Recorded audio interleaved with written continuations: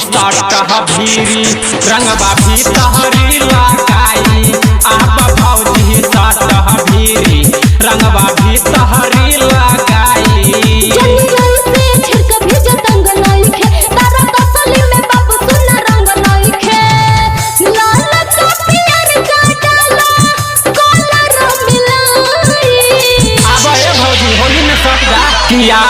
भौजी सटह भीरी रंगवा भीतरी लगाई।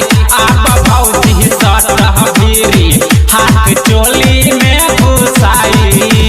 डीजे साजन राजा साजन राजा साजन राजा।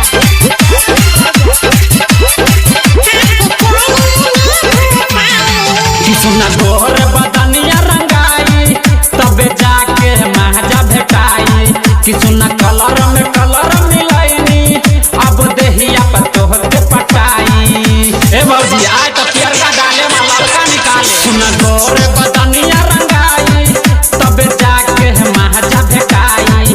किसना कलर में कलर मिलाईनी अब देहिया में तोहके पटाई।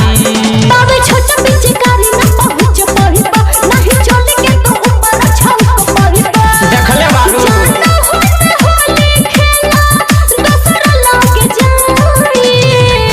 तया बह भौजी सटह भीरी रे। तया भौजी सटह भीरी रंग भीतरी लगाई। आप भौजी सटह भीरी हाथ चोली में घुसाई। आप भौजी सटह भीरी डीजे साजन राजा साजन राजा साजन राजा।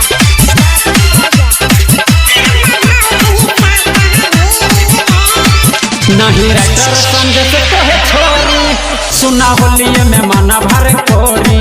कि हर साल तू बचत रहलू असु मिल गइल बढ़िया बजोरी। आज कितना बचबू हो छोड़ब न हम।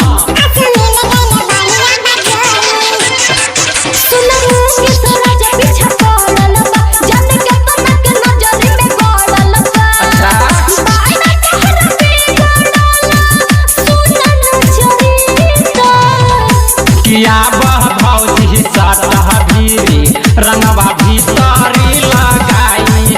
आप भौजी सटह भीरी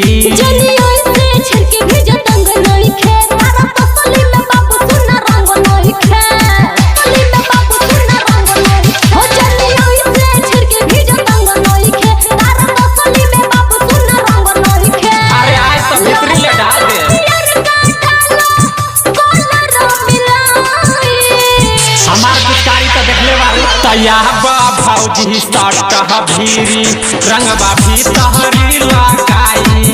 आप भौजी सटह भीरी रंगवा भीतरी लगाई।